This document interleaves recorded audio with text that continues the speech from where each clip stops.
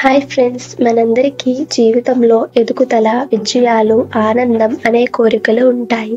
కానీ మనలో దాగి ఉన్న ఒక ఇన్విజిబుల్ ఎనిమీ ఇది అందరికీ అడ్డుగా నిలుస్తుంది. అది ఈగో. ఈరోజు మనం ఈగో అంటే ఏమిటి, ఇది మన జీవితాన్ని ఎలా ప్రభావితం చేస్తుంది, దీన్ని ఎలా నియంత్రించాలో మాట్లాడుకుందాం. ఈగో అనేది సెల్ఫ్ రెస్పెక్ట్, కానీ అది హద్దు దాటితే ఓవర్ కాన్ఫిడెన్స్గా మారితే మనకు ఇబ్బందులు వస్తాయి. ఈగో కలిగిన వ్యక్తులు ఎప్పుడూ నేనే కరెక్ట్, నా మాటే ఫైనల్ అని అనుకుంటారు. ఇది మానసికంగా గ్రోత్ని అడ్డుకుంటుంది, మన సంబంధాలను దెబ్బతీస్తుంది. ఈగో ఉన్నప్పుడు కొత్తగా నేర్చుకోవాలనే లెర్నింగ్ మైండ్ సెట్ను కోల్పోతాం. ఫర్ ఎగ్జాంపుల్, ఒక ఎంప్లాయ్ తనకు అన్నీ తెలుసు అని భావిస్తే కొత్త స్కిల్ను నేర్చుకోవడానికి ఇష్టపడడు. ఇది అతని కెరీర్ గ్రోత్ని ఆపేస్తుంది. ఈగో వల్ల ఫ్యామిలీ, ఫ్రెండ్స్ మరియు కొలీగ్స్తో మిస్అండర్స్టాండింగ్స్ వస్తాయి. నేనే సరిగ్గా ఉన్నా అని అనుకుంటూ ఇతరులను చిన్నగా చూడడం వల్ల డిస్టెన్స్ పెరుగుతుంది. ఈగో కలిగిన వ్యక్తులు ఎక్కువగా ఇతరులతో కంపారిజన్ చేస్తూ మానసికంగా బాధపడుతూ ఉంటారు. గర్వం వల్ల వాళ్ళు ఎప్పుడూ తనను తాను అన్హ్యాపీగా ఫీల్ అవుతారు. మన ప్రధాని నరేంద్ర మోదీ గారి గురించి మనందరికీ తెలుసు. ఆయన జీవితంలో ఒక ఆసక్తికరమైన సంఘటన జరిగింది. 2001లో మోదీ గారి గుజరాత్ రాష్ట్రానికి ముఖ్యమంత్రిగా నియమితులయ్యారు. అప్పటికి ఆయన రాజకీయాల్లో ఒక పెద్ద పేరు సంపాదించలేకపోయారు. తొలినాళ్లలో ఆయనకు చాలా అవరోధాలు ఎదురయ్యాయి. ఆయనకు కొన్ని పెద్ద నాయకుల నుంచి విమర్శలు కూడా వచ్చాయి. ఈగో అనేది లేకుండా ఆయన వినయంతో ముందుకు వెళ్లారు. పెద్ద మొత్తంలో ప్రజల అభిప్రాయాలు విన్నారు. వారు చెప్పిన ప్రతి చిన్న సమస్యను అర్థం చేసుకున్నారు. ఈగో అనేది లేకుండా ఆయన ప్రజల సేవకుడిగా మారి గుజరాత్ను అభివృద్ధి చేశారు. ఈగోని తగ్గిస్తే మనం నిజమైన నాయకులుగా ఎదగగలము. మహాభారతంలో దుర్యోధనుడు చాలా శక్తివంతుడు, తెలివైన నాయకుడు. కానీ అతనికి ఒక పెద్ద శత్రువు ఉంది, అతని ఈగో.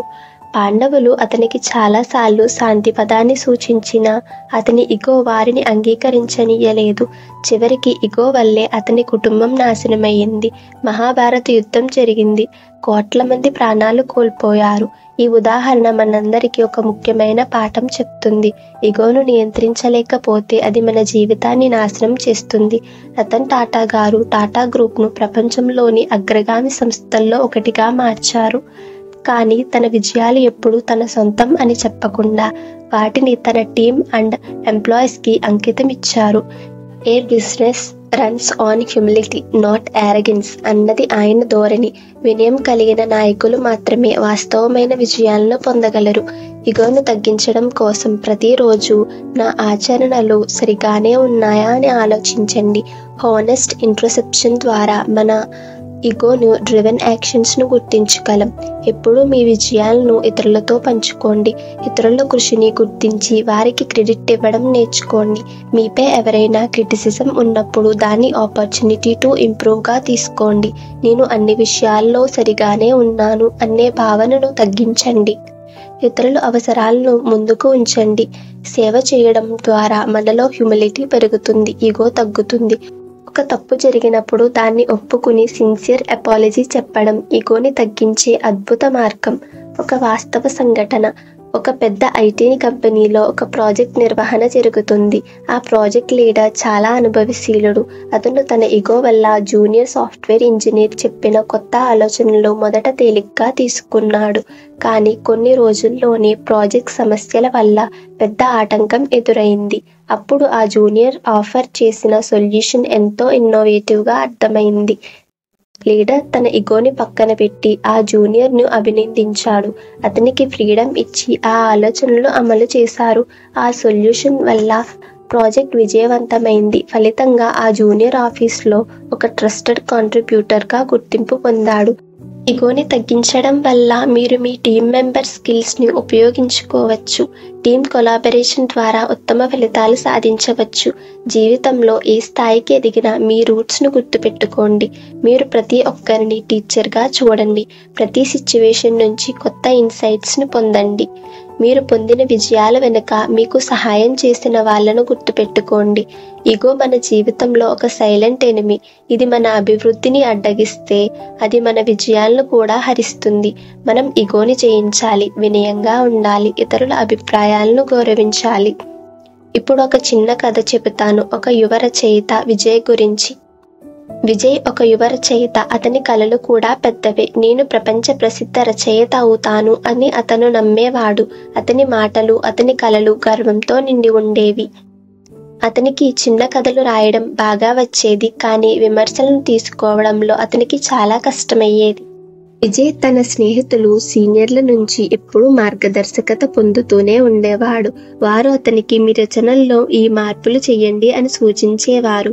కానీ విజయ్ వాటిని అటకెక్కించి మీకు కథ రాయడం గురించి ఏమి తెలుసు అని అనేవాడు. ఒకరోజు విజయ్ తన తొలి నవలను పెద్ద పబ్లిషింగ్ హౌస్కి పంపించాడు. అతను ఉత్సాహంతో అనుకున్నాడు, ఈ నవల ఫేమస్ అవుతుంది అని. కానీ పబ్లిషర్ నవల చదివి ఇలా చెప్పాడు, మీ కథలో బలమైన భావం ఉంది, కానీ కొన్ని మార్పులు చెయ్యాలి అని అన్నారు. విజయ్ ఆ మాటలు వినగానే విరుచుకుపోయాడు. అతను గర్వంతో స్పందించాడు, నా రచనను ఎవ్వరూ మార్చలేరు. అతను ఆ ప్రతిస్పందనను తిరస్కరించాడు మరింత బలంగా. ఆ తరువాత విజయ్ మరో పబ్లిషింగ్ హౌస్కు నవల పంపించాడు. కానీ అక్కడ కూడా అదే విమర్శలు ఎదురయ్యాయి. కొన్ని నెలలు గడిచిపోయినా అతని నవలకు ఎక్కడా గుర్తింపు రాలేదు. అప్పుడు అతని స్నేహితుడు అజయ్ అతనితో మాట్లాడాడు. విజయ్, ఇది నీ టాలెంట్ గురించి కాదు, ఇది నీ ఇగో గురించి. నీకు మార్పులకు తెరవడి ఉండాలి. విమర్శను స్వీకరించడం విజయానికి నాంది.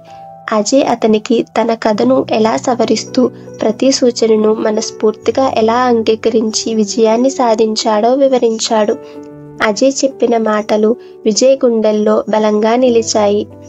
విజయ్ తన ఇగోను పక్కన పెట్టి తాను చేసిన తప్పులను అంగీకరించడం ప్రారంభించాడు.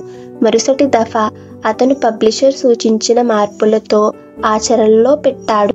ఆ మార్పులతో విజయ్ తన రచనను మెరుగుపరిచాడు. తదుపరి అనేక పబ్లిషింగ్ హౌసుల నుండి చలామణి చేయబడిన ప్రతిసారి అతని నవల బెస్ట్ సెల్లర్గా మారింది. విజయ్ తెలుసుకున్న పాఠం చాలా ముఖ్యమైనది.